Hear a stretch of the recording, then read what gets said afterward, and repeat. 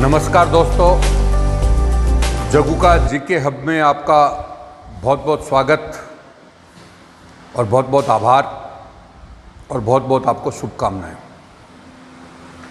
हम रोज़ाना की करंट अफेयर की जो कड़ी है उस कड़ी में आपसे बात करने जा रहे हैं। तो आज 25 जुलाई का करंट है, वही हमारे पास 5 न्यूज़ हैं डेली की। आप देखते होंगे तो जो न्यूज़ है उसको निकाल करके हम सब्जेक्ट से उसको इंटरकनेक्ट कर रहे हैं। पहला जो चर्चित मुद्दा है आज का, बहुत बड़ा मुद्दा रहा है कल राजस्थान में जो पॉलिटिकल सिनेरियो जो हुआ उसमें कल राज्यपाल मतलब नाम मात्र की कार्यपालिका राज्यपाल और वास्तविक कार्यपालिका मुख्यमंत्री आदि के बीच में टकराव रहा और टकराव विधानसभा का सेशन बुलाने के परिप्रेक्ष्य में रहा। तो सबसे बड़ा जो करंट कल का था, राज्यपाल द्वारा सदन का आहूत करना, उसका सत्रावसान करना और उसको भंग करना। तो ये कॉन्सेप्ट कल बहुत बड़ा चर्चित रहा। देखो एक क्यों पढ़ा जाता है, ये क्वेश्चन है पॉलिटिकल साइंस का, क्वेश्चन किसका है, पॉलिटिकल का, लेकिन यह आर्टिकल चर्चा में कल खूब आ गया, आर्टिकल चर्चा में आ गया। अब आगामी कोई सी परीक्षा तो आर्टिकल पूछ सकता है, क्योंकि राज्य की परीक्षा कोई सी भी है, मैं कोई भी परीक्षा आ रही है तो उसमें वो आर्टिकल चर्चा में आ गया। तो यही करंट होता है। तो ये इसके साथ निकाला। हिंदी कैलेंडर के अनुसार, मतलब हिंदी कैलेंडर के अनुसार आपका परसों तीज का उत्सव था, तीज महोत्सव, तीज। तो तीज तो हरियाली तीज आई, तो हरियाली तीज के बारे में बात करें तो ये हिंदी कैलेंडर तो कल्चर हो गई। कौन सी होगी, कल्चर। अब आप राजस्थान की संस्कृति पढ़ते हो, विभिन्न त्यौहार मेले वगैरह, तो वो डे रूटीन में अगर आप करते जाओ तो सारी चीज़ें हो सकती है। तो पहला क्वेश्चन आपका किसका हुआ, राज्यपाल का, सदन आहूत का, यानी पॉलिटिकल साइंस। दूसरा क्वेश्चन आपका हरियाली तीज यानी कल्चर का क्वेश्चन है, ठीक है। तीसरा काकरा पार अणु शक्ति प्रोजेक्ट जो अभी शुरू हुआ है, मतलब प्रोजेक्ट में हाई पावर से शुरू हुआ है। तो काकरा पार अणु शक्ति प्रोजेक्ट है वो कहाँ पर है, गुजरात में है। और ये गुजरात में जो प्रोजेक्ट है ये मतलब शुरू होने के परिप्रेक्ष्य में चर्चित रहा। हालांकि पहले से शुरू हो गया लेकिन इसका रिनोवेशन होकर के वापस शुरू हुआ। तो वो काकरा पार जो अणु शक्ति प्रोजेक्ट है वो चर्चा में रहा।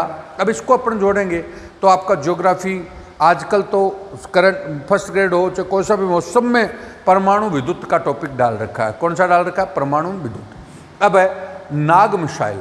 नाग मिसाइल का बालासोर से परीक्षण किया गया उड़ीसा से ध्रुवास्त्र के रूप में। किसके रूप में, ध्रुवास्त्र नाम से, ध्रुवास्त्र, ठीक है।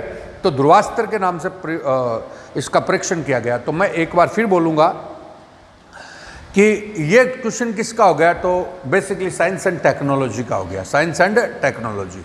और अब हम लास्ट वाला बात कर रहे हैं, प्रथम किडनी का ट्रांसप्लांट, प्रथम किडनी एंड का ट्रांसप्लांट डॉक्टर एस.एल. तोलानी ने किया था राजस्थान में।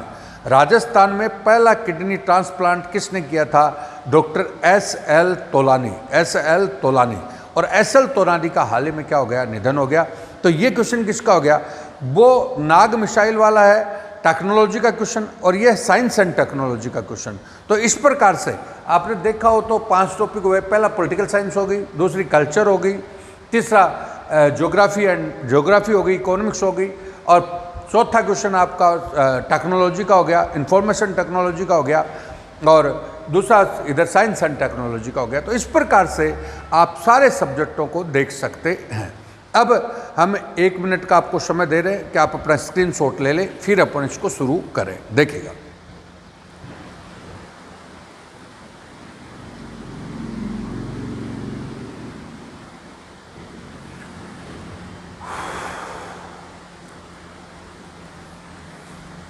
हाँ देखिए।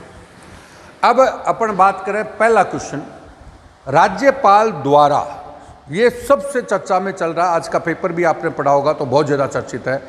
राज्यपाल सदन का, भाई राज्यपाल कहाँ का हो गया, राज्य का, सदन कौन सा हो गया, विधानसभा। तो राज्यपाल सदन का आहूत करता है, आहूत, उसका सत्र अवसान करता है, मतलब अगले सत्र तक अवसान करता है, और विधानसभा को भंग भी कर सकता है। ये भारतीय संविधान के अनुच्छेद 174 में दिया हुआ है। अनुच्छेद कौन सा है, 174, 174। अब कॉन्स्टिट्यूशन में एग्जैक्ट लैंग्वेज क्या लिखी हुई है, क्योंकि इस समय एग्जैक्ट का ही मामला चल रहा है। तो देखिएगा, राज्यपाल समय समय पर राज्य विधानसभा या विधानमंडल का सदन ऐसे समय पर, ऐसे स्थान पर जहां वह ठीक समझे अधिवेशन के लिए आहूत करेगा, अधिवेशन आहूत करेगा, जैसा वह ठीक समझे, जैसा वह ठीक समझे। अब यहां पर यही लड़ाई चल रही है कि वो मंत्रिपरिषद का प्रस्ताव मानने के लिए बाध्य है या नहीं है, बाध्य है या नहीं है, क्योंकि कॉन्स्टिट्यूशन में लिखा है जैसा वह ठीक समझे। अब आगे लिखा, लेकिन उसके एक सत्र की अंतिम बैठक और आगामी सत्र की पहली बैठक, उसमें 6 माह से अधिक का अंतर नहीं होना चाहिए। यानी सत्र न्यूनतम वर्ष में कितने होते हैं? 2। न्यूनतम वर्ष में कितने होने चाहिए? 2। और अधिकतम चाहे जितने हो सकते हैं तो न्यूनतम 2 होने चाहिए। तो ये जो लैंग्वेज है वो एक बार आप फिर देख लीजिए। राज्यपाल समय समय पर राज्य विधानमंडल का सदन ऐसे समय पर, ऐसे स्थान पर जैसा वो ठीक समझे अधिवेशन आहूत करेगा, अधिवेशन आहूत करेगा। इस पॉइंट को लेकर के लड़ाई चल रही है। इसका क्या अर्थ लगाया जा सकता है, तो ये बात कल कोर्ट में भी चल रही है, सोमवार को इस पे फैसला भी हो सकता है, कई चीज़ें इस पे लागू हो सकती है। तो ये क्या है, छोटी परीक्षा है उसमें तो आर्टिकल पूछ लेता है, नॉर्मल पूछ लेता है। आरएस जैसी बड़ी परीक्षा है तो उसमें क्या पूरी लैंग्वेज को भी पूछ लेता है। तो ये टोटल आपकी बात आती है। तो राज्यपाल द्वारा सदन का क्या किया जाता है? आहूत किया जाता है। सत्रावसान का मतलब होता है आगामी सत्र तक उसको मतलब अवसान कर सकता है। और वह अगर बहुमत वगैरह न हो या मंत्रिपरिषद सिफारिश करे तो वह विधानसभा को भंग भी कर सकता है। यह आर्टिकल 174 जो राज्यों की विधानसभा के बारे में है, इन दिनों सबसे चर्चित टॉपिक है। बिल्कुल क्लियर।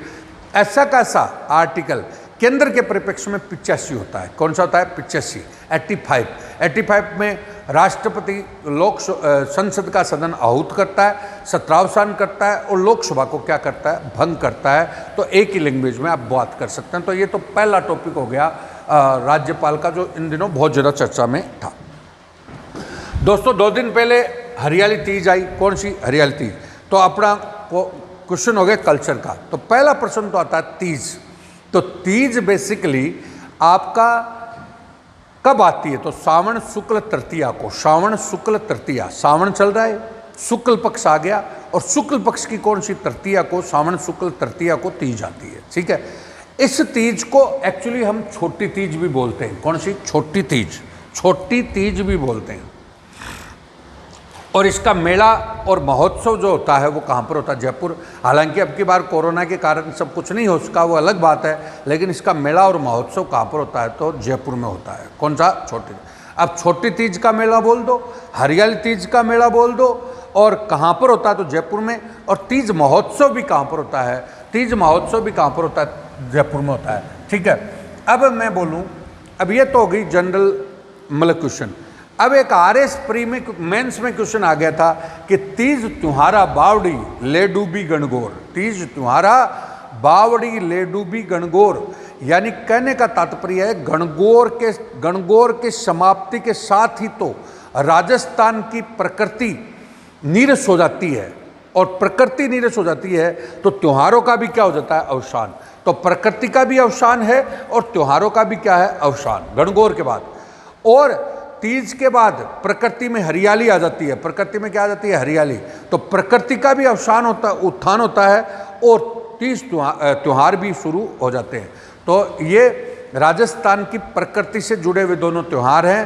प्रकृति का मतलब है गणगौर से त्योहार और प्रकृति का अवसान होता है, और तीज से त्योहार और प्रकृति का उत्थान होता है। यह आपका आरएस मुख्य परीक्षा में है।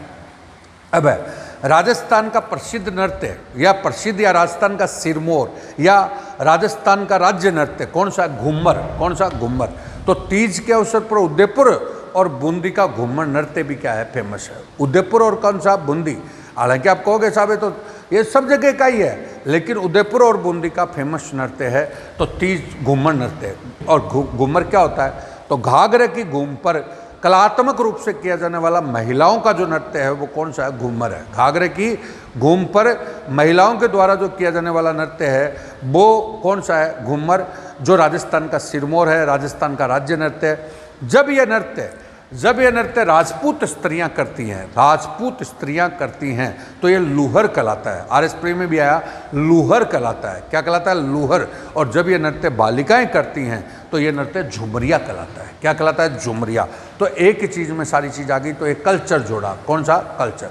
ये लो आपका दूसरा पॉइंट। तो देखो दोस्तों, इसमें कल्चर का आ गया। तो आप इन दिनों तो सावन भादों में तो काफ़ी त्यौहार आएंगे, तो आप डे रूटीन के त्योहारों को अगर देखते हो डे बाय डे, तो कल्चर आपकी छटनी होती जाती है, आपको अलग से कुछ पढ़ने की आवश्यकता ही नहीं है। आगे तीसरा पॉइंट है काकरा पार अणुशक्ति प्रोजेक्ट। काकरा पार अणुशक्ति प्रोजेक्ट, समझ गए? मैंने बोला सबसे इंपॉर्टेंट टॉपिक होता है काकरा पार अणुशक्ति प्रोजेक्ट। 700 मेगावाट का है, गुजरात में है। हमारा देश का पहला स्वदेश निर्मित है, स्वदेशी मतलब स्वदेशी अणु शक्ति प्रोजेक्ट है। स्वदेशी, समझ गए क्या मेरी बात को? तो स्वदेशी अणु शक्ति प्रोजेक्ट है काकरा पार। कौन सा? काकरा पार। तो पहला प्रश्न तो ऐसे आता है, अब इंडिया में लगभग 28 के लगभग अणु शक्ति प्रोजेक्ट हैं, जिनका अपन को नाम रटने की इतनी आवश्यकता नहीं है, लेकिन जो सामने आता है उसको पढ़ लेते हैं तो वो परीक्षा में पूछ लेता है। तो देखिए, काकरा पार अणु शक्ति प्रोजेक्ट 700 मेगावाट का है। कहाँ पर है? गुजरात में है। हमारा देश का पहला स्वदेश निर्मित मतलब प्रोजेक्ट है। और अब हम बोल रहे हैं, अब अणुशक्ति हमने ले ली। अणुशक्ति को अब परमाणु विद्युत बोलते हैं। क्या बोलते हैं? परमाणु विद्युत। देखिएगा, परमाणु विद्युत के बारे में ऐसे बता रहा हूँ। परमाणु जो खनिज होता है, जिसमें सबसे बड़ा खनिज है यूरेनियम। तो परमाणु खनिज का 2 प्रकार का प्रयोग होता है, एक विध्वंसक प्रयोग और एक शांतिपूर्ण प्रयोग। विध्वंसक जो प्रयोग है वो एज ए परमाणु बम वगैरह बनाना है, परमाणु हथियार बनाना है। और शांतिपूर्ण प्रयोग है वो परमाणु की विद्युत बनानी है, परमाणु विद्युत यानी परमाणु बिजली बनानी है। ठीक है, तो हम बात करें परमाणु विद्युत, तो परमाणु विद्युत शांतिपूर्ण परमाणु का प्रयोग हो गया। इसका सबसे बड़ा खनिज कौन सा? यूरेनियम है। कौन सा? यूरेनियम। अब यूरेनियम इंडिया में अब ज्योग्राफी का क्वेश्चन हो गया, यूरेनियम इंडिया में कहाँ पर है? जादूगोड़ा झारखंड में मिलता है। कौन सा गांव? जादूगोड़ा झारखंड। जादूगोड़ा झारखंड। तो इंडिया में यूरेनियम के भंडार सबसे ज़्यादा कहाँ पर हैं? तो जादूगोड़ा झारखंड। राजस्थान में सबसे बड़े भंडार हैं रोयल गांव। रोयल गांव कहाँ पर है? खंडेला सीकर में। रोयल गांव कहाँ पर है? खंडेला सीकर में। यहाँ पे यूरेनियम के क्या है? भंडार। तो इंडिया और राजस्थान दोनों हो गया, इंडिया और राजस्थान। और ओवरऑल बता दूं कि वर्ल्ड के परिप्रेक्ष्य में परमाणु भंडार देखें तो कनाडा और ऑस्ट्रेलिया में है। कहाँ पर? कनाडा और ऑस्ट्रेलिया। तो कनाडा और ऑस्ट्रेलिया विश्व में हो गया। भारत के परिप्रेक्ष्य में कौन सा आ गया? जादूगोड़ा झारखंड। और राजस्थान के परिप्रेक्ष्य में रोयल गांव सीकर, रोयल गांव खंडेला सीकर।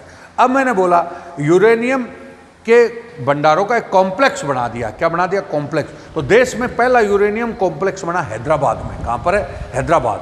तो राजस्थान में सबसे बड़ा जो यूरेनियम कॉम्प्लेक्स राजस्थान में बना है वो कौन सा? रावत भाटा चित्तौड़ में। राजस्थान में रावत भाटा चित्तौड़, मतलब 2 ही हैं। वापस बोल रहा हूँ, यूरेनियम का कॉम्प्लेक्स जो इंडिया में है वो पहला कहाँ पर है? हैदराबाद। दूसरा कहाँ पर है? रावत भाटा। दूसरा कहाँ पर है? रावत भाटा। दोस्तों, ये आपने यूरेनियम और इसके बारे में देखा। अब हम बोल रहे हैं हमारे परमाणु ऊर्जा संयंत्र जो प्रसिद्ध हैं वो कौन कौन से हैं? तो देश का पहला परमाणु ऊर्जा संयंत्र जो है वो तारापुर है। तारापुर कहाँ पर है? महाराष्ट्र में। तारापुर कहाँ पर है? महाराष्ट्र में। देश का पहला परमाणु ऊर्जा संयंत्र है तारापुर। तारापुर कहाँ पर है? महाराष्ट्र। किसके सहयोग से बना है? तो अमेरिका। दूसरा परमाणु ऊर्जा संयंत्र है वो है रावत भाटा। रावत भाटा कहाँ पर है? चित्तौड़। रावत भाटा कहाँ पर है? चित्तौड़। ये किसके सहयोग से? कनाडा। किसके सहयोग से? कनाडा। तो रावत भाटा जो संयंत्र है वो किसके सहयोग से? कनाडा। कनाडा कहाँ पर? कनाडा हो गया, कनाडा के सहयोग से। और कहाँ पर है? चित्तौड़। बाद में हम बोल रहे हैं चर्चित बोलो, तो देश का सबसे बड़ा जो बनने जा रहा है वो कौन सा? कुडनकुलम। कुडनकुलम कहाँ पर है? तमिलनाडु। किसके सहयोग से है? रूस के। देश का एक नया बनने वाला एक और था जेतापुर। जेतापुर कहाँ पर है? महाराष्ट्र। किसके सहयोग से? फ्रांस के। कहाँ के? फ्रांस। फिर इससे पिछली बार फर्स्ट ग्रेड में आया, यह आपका कनाडा के सहयोग वाला पटवारी में आया हुआ है। ऐसे हर परीक्षा में क्वेश्चन आते हैं। और अभी एक विवादास्पद रहा आदिवासी क्षेत्र में, तो आदिवासियों ने लगने नहीं दिया, इस पर विवाद चल रहा। चुटका अणुशक्ति प्रोजेक्ट कहाँ पर है? तो एमपी में। कहाँ पर है? एमपी। तो मैंने क्या बोला?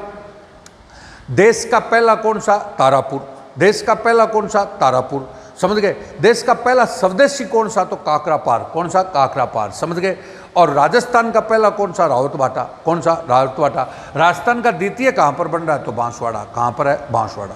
ये सब चीज़ें आप चर्चित में ला सकते हो और इसमें परमाणु प्रोजेक्ट के माध्यम से बता सकते हो। तो देखो दोस्तों, एक ही चीज़ है जिसको आपने सारी चीज़ों से घुमाया, सारी चीज़ों से घुमाया है। अब हम बात करें चौथा क्वेश्चन है नाग मिसाइल। कौन सा, नाग मिसाइल। नाग मिसाइल, और इसको कौन सा स्तर का नाम दिया, ध्रुव स्तर का नाम, ध्रुव स्तर का नाम, ध्रुव स्तर का नाम दिया है। और ये बालासोर उड़ीसा से मतलब परीक्षण किया गया। बालासोर उड़ीसा से क्या किया गया, परीक्षण। तो कई बार पहले, अब अपन बोल रहे हैं कि मिसाइल जो कॉन्सेप्ट है, तो हमारे यहाँ पे मिसाइल कॉन्सेप्ट इंडिया में लाने वाला वैज्ञानिक था वो एपीजे कलाम साहब थे। एपीजे कलाम, एपीजे कलाम हमारे जो मिसाइल मैन ऑफ इंडिया के नाम से जाने जाते हैं। Missile man of India, missile man of India.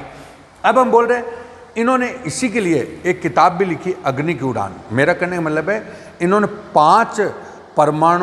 5 मिसाइलों का प्रोजेक्ट बनाया था, जिसमें अग्नि मिसाइल, पृथ्वी मिसाइल, त्रिशूल, ये नाग, ये सब मिसाइलों का, आकाश, इन मिसाइलों का एक प्रोजेक्ट बनाया था, जिसमें अग्नि की उड़ान में उसका उल्लेख भी लिखा है। तो अग्नि की उड़ान उनकी किताब है, जो फर्स्ट ग्रेड में पूछा था पिछली बार, और इनको मिसाइल मैन ऑफ इंडिया कहते हैं।